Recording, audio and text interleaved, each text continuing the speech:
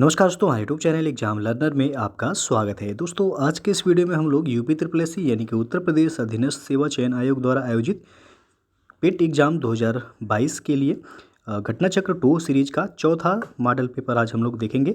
इसके पहले 3 model paper जो है अपलोड कर दिया गया है, तो जो लोग नहीं देखे हैं चैनल के प्लेलिस्ट में जाके आप वहां से तीनों मॉडल पेपर जो है हल कर सकते हैं। आपको बता दें कि इसमें सामान्य अध्ययन के 30 प्रश्नों को जो है हल कराया जा रहा है, जो कि आपका घटना चक्र 2 सीरीज का ये चौथा सेट है। तो वीडियो अच्छा लगेगा तो लाइक शेयर कर दीजिएगा। चैनल पर पहली बार आए हैं तो चैनल को सब्सक्राइब कर लीजिएगा, साथ में बेल आइकन को प्रेस कर लीजिएगा, जिससे आने वाले अगले वीडियो का नोटिफिकेशन आपको पहले मिलता रहे। तो आइए शुरू करते हैं।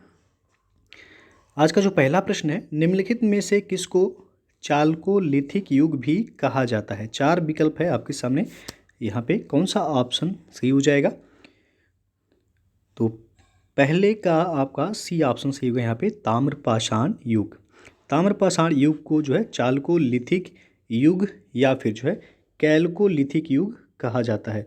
तो दोनों दिया रहे, आपका चालकोलिथिक युग या फिर जो है कैल्कोलिथिक युग, तो इसे ताम्रपाषाण युग को ही कहा जाता है। यहाँ पे सी ऑप्शन जो है सही हो जाएगा। दूसरा प्रश्न, हर्षचरित नामक पुस्तक किसने लिखी है? तो यहाँ पे बी ऑप्शन सही होगा, बाणभट्ट। हर्षचरित की रचना बाणभट्ट ने की थी और यह वर्धन वंश के इतिहास का प्रमुख स्रोत है। इसमें लेखक अपने समकालीन शासक तथा उसके पूर्वजों के जीवन वृत्त का वर्णन जो है प्रस्तुत किया है। तो हर्षचरित नामक पुस्तक किसके द्वारा लिखी गई है पूछा गया, तो बाणभट्ट के द्वारा लिखी गई है। तीसरा प्रश्न, पानीपत के तीसरे युद्ध में निम्न में से किसने मराठों को हराया था? तो पानीपत का जो है तीसरा युद्ध पूछा गया, तो ये आपका मराठों ने जो है अफगानों ने जो है मराठों को हराया था। यहाँ पे ए ऑप्शन जो है सही हो जाएगा। पानीपत का तीसरा युद्ध हुआ था आपका 14 जनवरी 1761 को, और मराठों तथा अहमद शाह अब्दाली यानी कि अफगान के बीच ये युद्ध हुआ। मराठा सेना का नेतृत्व सदाशिवराव भाऊ ने किया और इस युद्ध में मराठों की जो है बुरी तरह से हार हुई। युद्ध के प्रत्यक्षदर्शी काशीराज पंडित ने कहा है कि पानीपत का तृतीय युद्ध वह मराठों के लिए प्रलयकारी सिद्ध हुआ था। तो सन पूछा है, पानीपत का तीसरा युद्ध कब हुआ था? तो 1761 में हुआ था। और ये आपका इसमें यह युद्ध जो है मराठा शासक और अफगान शासक यानी कि अहमद शाह अब्दाली के बीच हुआ था, जिसमें मराठों की इसमें पराजय हुई थी। अगला प्रश्न है, 1857 की क्रांति सर्वप्रथम कहाँ से प्रारंभ हुई? तो ये प्रारंभ हुआ था मेरठ से। सी ऑप्शन यहाँ पे सही हो जाएगा। 1857 की क्रांति की शुरुआत 10 मई को मेरठ से हुआ था। यहाँ पे सी ऑप्शन जो है सही हो जाएगा। पांचवा प्रश्न है, इस्तमरारी बंदोबस्त किसने लागू किया? तो ये लागू किया गया था लॉर्ड कॉर्नवालिस के द्वारा। सी ऑप्शन सही हो जाएगा। 1793 ईस्वी में लॉर्ड कॉर्नवालिस ने भू राजस्व की अस्थायी बंदोबस्त प्रणाली का प्रारंभ किया। इसे जो है इस्तमरारी या जागीरदारी या फिर जो है मालगुजारी, तमाम जो है इसे नामों से जाना जाता है। और यह व्यवस्था इस्तमरारी जो है बंदोबस्त ये आपका बंगाल, बिहार, उड़ीसा तथा उत्तर प्रदेश के कुछ क्षेत्रों में जो है लागू किया गया था। अगला क्वेश्चन है, निम्न महापुरुषों में से कौन भारतीय जागृति का जनक कहलाता है? तो है राजा राममोहन राय। बी ऑप्शन यहाँ पे सही हो जाएगा। राजा राममोहन राय को भारतीय पुनर्जागरण का पिता कहा जाता है और भारतीय राष्ट्रवाद का पैगंबर भी कहा जाता है। भारतीय राष्ट्रवाद का जनक या आधुनिक भारत का पिता, इन तमाम नामों से जो है इनको जाना जाता है। तो यहाँ पे बी ऑप्शन सही हो जाएगा। भारतीय जागृति का जनक पूछा गया है, तो राजा राममोहन राय सही हो जाएगा यहाँ पे। अगला प्रश्न अब देखते हैं कि महात्मा गांधी ने 1930 में सविनय अवज्ञा आंदोलन कहाँ से आरंभ किया था?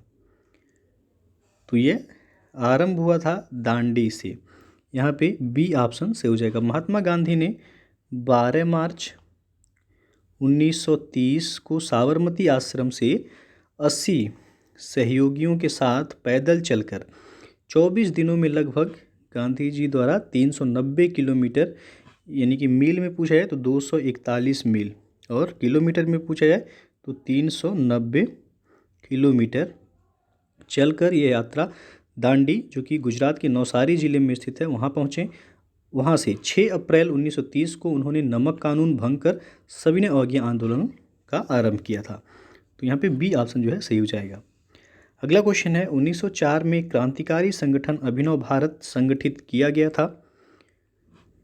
तो महाराष्ट्र में यह संगठित किया गया था। डी ऑप्शन सही हो जाएगा। क्रांतिकारी संगठन अभिनव भारत ये बी.डी. सावरकर यानी कि विनायक दामोदर सावरकर द्वारा महाराष्ट्र के नासिक में जो है संगठित किया गया था। तो यहाँ पे जो है डी ऑप्शन सही हो जाएगा। सन याद रखिएगा, सन भी पूछा जाता है 1904 में। और किसके द्वारा यह संगठन जो है बनाया गया था, तो बी.डी. सावरकर यानी कि विनायक दामोदर सावरकर के द्वारा। अगला प्रश्न है निम्नलिखित में से किस एक ने सुभाष चंद्र बोस को देश नायक कहा था। तो रविन्द्रनाथ टैगोर। सी ऑप्शन सही हो जाएगा यहाँ पे। सुभाष चंद्र बोस को वर्ष 1938 में भारतीय राष्ट्रीय कांग्रेस का अध्यक्ष बनने के बाद जो है गुरुदेव रविन्द्रनाथ टैगोर द्वारा शांति निकेतन में देश नायक की उपाधि से इनको सम्मानित किया गया था। और महात्मा गांधी ने उन्हें देशभक्तों का देशभक्त कहा था। तो यदि पूछे देशभक्तों का देशभक्त जो सुभाष चंद्र बोस को किसने कहा था, तो महात्मा गांधी ने कहा था। लेकिन यहाँ पे पूछा गया देश नायक किसके द्वारा कहा गया था, तो रविन्द्रनाथ टैगोर के द्वारा कहा गया था। किसको, तो सुभाष चंद्र बोस को कहा गया था। अगला प्रश्न है निम्नांकित में से किस एक्ट के द्वारा भारत के गवर्नर जनरल को अध्यादेश जारी करने की शक्ति प्रदान की गई। तो यह प्रदान किया गया था इंडियन काउंसिल एक्ट 1861 के द्वारा। गवर्नर जनरल को जो है इस एक्ट के तहत गवर्नर जनरल को अध्यादेश जारी करने की शक्ति प्रदान कर दी गई। और ये अध्यादेश अधिक से अधिक 6 माह तक जो है लागू रह सकते थे। तो एक्ट पूछा गया है इंडियन काउंसिल एक्ट 1861 से ही होगा। 11वां प्रश्न है विश्व का सबसे ऊंचा पर्वत शिखर कहाँ स्थित है। तो आपको पता होगा विश्व का सबसे ऊंचा पर्वत शिखर जो है माउंट एवरेस्ट है। ये नेपाल में आपका स्थित है।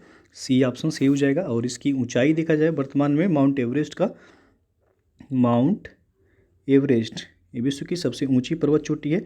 8,848.86 मीटर जो है इसकी वर्तमान में ऊंचाई है। और यह पर्वत शिखर हिमालय पर्वत का सबसे ऊंचा शिखर है जो कि नेपाल में स्थित है। तो सी ऑप्शन सही हो जाएगा। अगला प्रश्न देखते हैं किस ग्रह के चारों ओर वलय है यानी कि रिंग है। तो आपको पता ही होगा शनि ग्रह के चारों ओर जो है वलय है। और सर्वाधिक उपग्रह भी शनि के हैं। करीब 82 उपग्रह हैं वर्तमान में शनि के पास।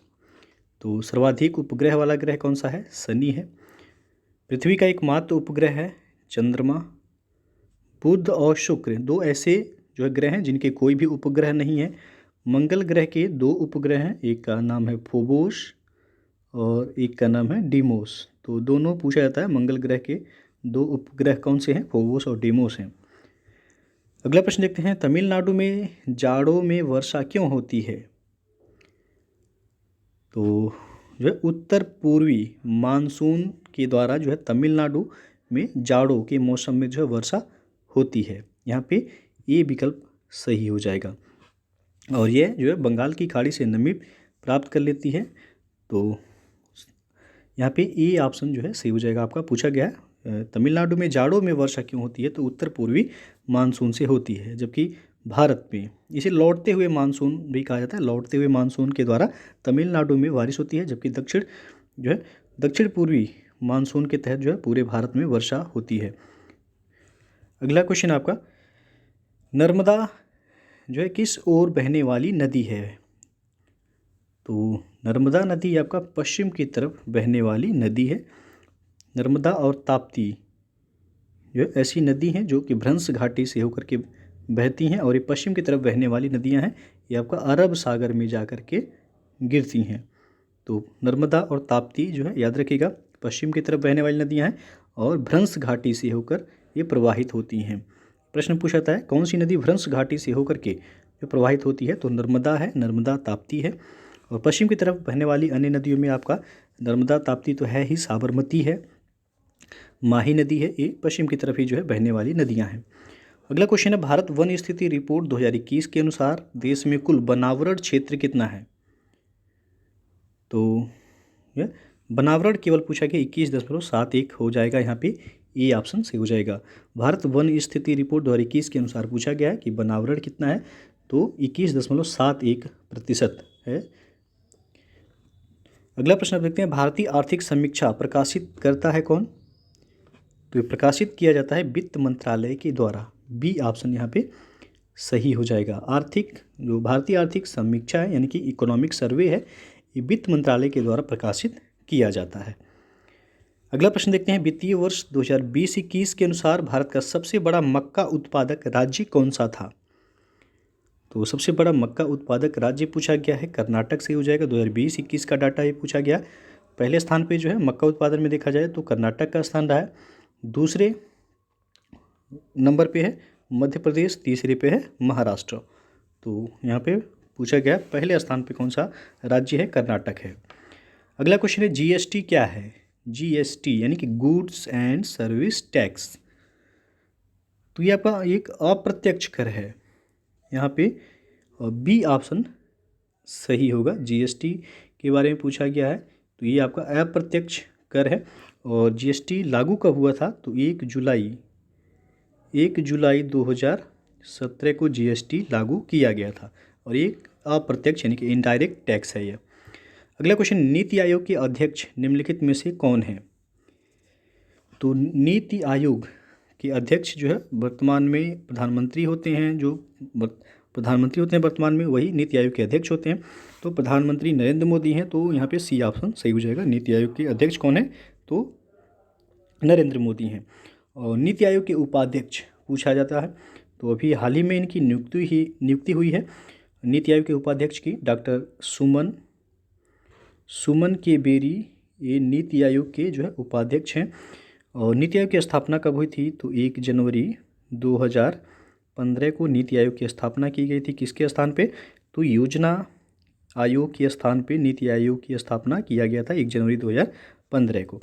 तो वर्तमान में उसके उपाध्यक्ष कौन है नीति आयोग के? तो डॉक्टर सुमन के बेरी हैं। अध्यक्ष कौन है? तो प्रधानमंत्री नरेंद्र मोदी हैं। अगला क्वेश्चन है, भारतीय रिजर्व बैंक का राष्ट्रीयकरण किस वर्ष किया गया? तो यहाँ पे आपका बी ऑप्शन से होगा 1949 में। भारतीय रिजर्व बैंक की स्थापना देखा जाए तो 1 अप्रैल 1935 को reserve bank of India act 1934 के अनुसार करीब 5 करोड़ रुपए की पूंजी के साथ हुई थी, और यह 1 जनवरी 1949 को इसका राष्ट्रीयकरण जो है किया गया था। तो बी ऑप्शन सही हो जाएगा। राष्ट्रीयकरण पूछा गया है, कब किया गया था? 1949 में। और इसकी स्थापना कब हुई थी? तो 1 अप्रैल 1935 को आरबीआई यानी कि रिजर्व बैंक ऑफ इंडिया की स्थापना की गई थी। अगला क्वेश्चन है, भारत में राष्ट्रीय पंचायती राज दिवस कब मनाया जाता है? तो यह मनाया जाता है 24 अप्रैल को। डी ऑप्शन सही हो जाएगा। 73वां संविधान संशोधन अधिनियम 1992 के द्वारा 24 अप्रैल 1993 से लागू हुआ था, और इसीलिए 24 अप्रैल को जो है राष्ट्रीय पंचायती राज दिवस के रूप में मनाया जाता है। अगला क्वेश्चन है, लोकसभा के अध्यक्ष को कैसे हटाया जा सकता है? तो लोकसभा के अध्यक्ष को लोकसभा के सभी सदस्यों के बहुमत से पारित संकल्प के द्वारा जो है हटाया जा सकता है। यहाँ पे बी ऑप्शन सही हो जाएगा। अगला क्वेश्चन देखते हैं, निम्नलिखित में से कौन सा एक सही सुमेलित नहीं है? तो इसमें पहला जो दिया गया है अनुच्छेद 39A में है, न्याय, समान न्याय एवं निःशुल्क विधिक सहायता, बिल्कुल सही है। ये आपका नीति निर्देशक तत्वों के अंतर्गत आ जाएगा। अनुच्छेद 40A भी नीति निर्देशक तत्व के अंतर्गत आएगा, जिसमें ग्राम पंचायतों का संगठन है। अनुच्छेद 40 में ये भी सही है। अनुच्छेद 44 में समान नागरिक संहिता, ये भी आपका सही है। अनुच्छेद 48 में दिया गया कार्यपालिका से न्यायपालिका का पृथक्करण, ये आपका गलत हो जाएगा। यहाँ पे कार्यपालिका से न्यायपालिका का पृथक्करण अनुच्छेद 50 में है, ना कि अनुच्छेद 48 में, इसलिए गलत हो जाएगा आपका। अनुच्छेद 48 में है कृषि और पशुपालन का संगठन। तो आपसे पूछा गया था कौन सुमेलित नहीं है? डी ऑप्शन सुमेलित नहीं है। अगला क्वेश्चन है, केंद्र राज्य संबंध किस अनुसूची में है? तो केंद्र और राज्य संबंध आपका 7वीं अनुसूची में है। यहाँ पे ए ऑप्शन सही हो जाएगा। और अनुसूची जिसमें आपको 3 अनुसूची हैं, पता होगा। पहला है संघ सूची, दूसरा है आपका राज्य सूची, और तीसरा है समवर्ती सूची। तो सूचियों का वर्णन जो है केंद्र राज्य संबंध जो है पूछा गया किस अनुसूची में है, तो 7वीं अनुसूची में है। यहाँ पे ए विकल्प सही हो जाएगा। अगला क्वेश्चन देखते हैं, लोकसभा का कोरम कुल सदस्य संख्या का कितना होता है? तो यह होता है 1/10। डी ऑप्शन यहाँ पे सही हो जाएगा। अनुच्छेद 103 में है कि लोकसभा या राज्यसभा का कोरम, जिसे गणपूर्ति कहते हैं, कोरम कुल सदस्य संख्या का 1/10 भाग होता है और मुख्य विपक्षी दल की मान्यता के लिए भी यही सदस्य संख्या जो है होना आवश्यक है, 1/10 ही। तो यहाँ पे डी ऑप्शन सही हो जाएगा आपका। अगला प्रश्न देखते हैं, यदि एक बर्तन में तैरती हुई बर्फ पिघलती है तो उस बर्तन में पानी का स्तर क्या होगा? बढ़ेगा या कोई परिवर्तन नहीं होगा, या पहले बढ़ेगा फिर घटेगा या घटता है? तो यहाँ पे जो है आप देख सकते हैं बी ऑप्शन सही होगा। यदि एक बर्तन में तैरती हुई बर्फ पिघलती है तो उस बर्तन में पानी का स्तर में कोई परिवर्तन नहीं होगा, ना तो घटेगा ना ही बढ़ेगा, यानी कि बी ऑप्शन यहाँ पे सही हो जाएगा, अपरिवर्तित रहेगा। अगला क्वेश्चन देखते हैं आप, सोल्डर किन दो धातुओं से बना मिश्र धातु है? तो सोल्डर जो है आपका टिन और सीसा से बना मिश्र धातु है। डी ऑप्शन यहाँ पे सही हो जाएगा। अगला प्रश्न देखते हैं आप, जो है ऊष्मा का सबसे अच्छा चालक कौन सा है? तो इसमें जो है आपको पता ही होगा, चांदी जो है ये ऊष्मा का सबसे अच्छा चालक कहलाता है। सी विकल्प यहाँ पे सही हो जाएगा। चांदी और तांबा, तांबा भी ऊष्मा का जो है सबसे अच्छा चालक होता है। तो तांबा ऑप्शन में है नहीं, तो चांदी जो है सही होगा। चांदी तथा तांबा ये ऊष्मा के सबसे अच्छे चालक हैं, जबकि पारा हो गया, सीसा हो गया, ऊष्मा के कुचालक हैं ये। तो यहाँ पे सी ऑप्शन सही हो जाएगा, चांदी। अगला प्रश्न देखते हैं, निम्नलिखित में से किसको कोशिका का शक्ति गृह भी कहा जाता है, यानी कि पावर हाउस? तो आपको पता होगा यहाँ पे बी ऑप्शन सही होगा, सूत्रकणिका। सूत्रकणिका यानी कि माइटोकॉन्ड्रिया, हिंदी में सूत्रकणिका दिया रहेगा या अंग्रेजी में आपको माइटोकॉन्ड्रिया लिखा रहेगा। तो माइटोकॉन्ड्रिया को कोशिका का पावर हाउस यानी कि शक्ति गृह कहा जाता है। अंतिम प्रश्न देखते हैं, स्कर्वी एक बीमारी है जो गंभीर और अस्थायी कमी के कारण होती है। तो विटामिन सी की कमी के कारण होता है स्कर्वी। यहाँ पे सी ऑप्शन जो है सही हो जाएगा। और विटामिन सी जो है ये खट्टे फलों में अधिकतर पाया जाता है। इस बीमारी के मुख्य लक्षण मसूड़ों में सूजन होता है और चेहरा जो है पीला पड़ता है। विटामिन सी का रासायनिक नाम जो है एस्कॉर्बिक अम्ल होता है। तो कई बार पूछा गया विटामिन सी का एस्कॉर्बिक अम्ल रासायनिक नाम क्या है? तो एस्कॉर्बिक अम्ल होता है इसका रासायनिक नाम। तो दोस्तों ये था आपका घटना चक्र 2 सीरीज का चौथा मॉडल पेपर, सामान्य अध्ययन का है ये। केवल 30 प्रश्न जो है आपको सामान्य अध्ययन से पूछे जाते हैं। तो वीडियो अच्छा लगा हो लाइक शेयर कर दीजिएगा, चैनल पर पहली बार आए हैं सब्सक्राइब कर लीजिएगा, बेल आइकन को प्रेस कर लीजिएगा, जिससे आने वाले अगली वीडियो का नोटिफिकेशन आपको पहले मिलता रहे। तो वीडियो को पूरा देखने के लिए बहुत बहुत धन्यवाद।